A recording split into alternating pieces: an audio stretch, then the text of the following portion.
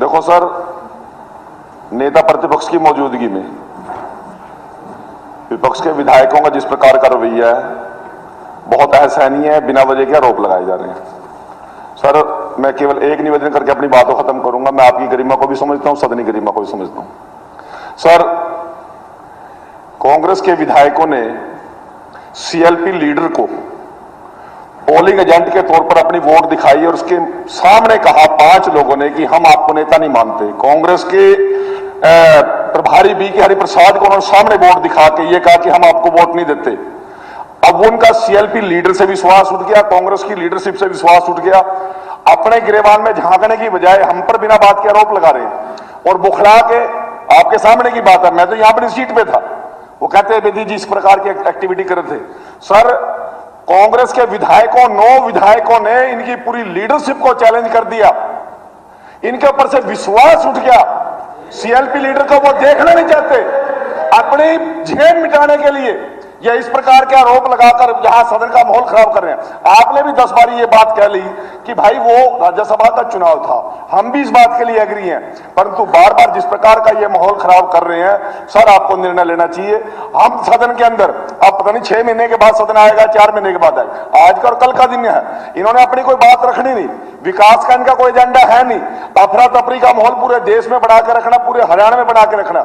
जिस प्रकार चैलेंज कर रहे हैं कि गांव में आ जाओ, अरे हम तो रोज गांव में रहते हैं भाई। तुम जाने की सोचो गांव में कि तुम्हें लोग घुसने देंगे या नहीं घुसने देंगे। निंदा प्रस्ताव लेके आना चाहिए, आपके बार बार रोकने का। आप कस्टोडियन हो और आपकी बात को अब हम भी सुनते हैं, उनको भी सुनना चाहिए। और नेता प्रतिपक्ष सदन में मौजूद है, उसकी मौजूदगी में रहे, जबकि 9 विधायकों ने कह दिया कि हम नेता प्रतिपक्ष को नेता नहीं मानते, बी.के. हरिप्रसाद को अपना नेता नहीं मानते, हम राहुल गांधी को नेता नहीं मानते। जब उन्होंने खिलाफ वोट दे दिया, इनको आने दो। इस बात के ऊपर झिझक चाहिए, अपने अंदर झांकने का इनका मौका है। आत्म मंथन करने के बजाय उस पर उंगली उठाएंगे, कभी आप पे उंगली उठाएंगे, कभी चुनाव आयोग पे उंगली उठाएंगे, कभी आरोप पे उंगली उठाएंगे। रात में उन्होंने 2:30-3 बजे तक किस प्रकार माहौल पैदा किया।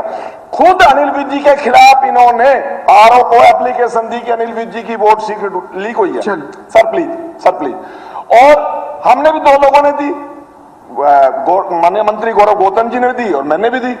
और आरओ साहब ने, ये 9 लोग थे। सर एक सेकंड की चर्चा नहीं, सर एक सेकंड में पूरी कर लूंगा। ये 9 लोग थे, ये 9 लोग थे वहां पे आरओ के सामने।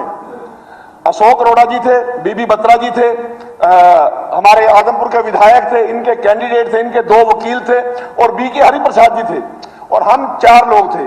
सभी के बीच में सहमति ये बनी, आरओ साहब ने ये कहा कि आप अपने रिक्वेस्ट दे जाओ क्योंकि पोलिंग हो चुकी है, मैं निर्णय नहीं लूंगा, निर्णय चुनाव आयोग लेगा, आप वेट कीजिए।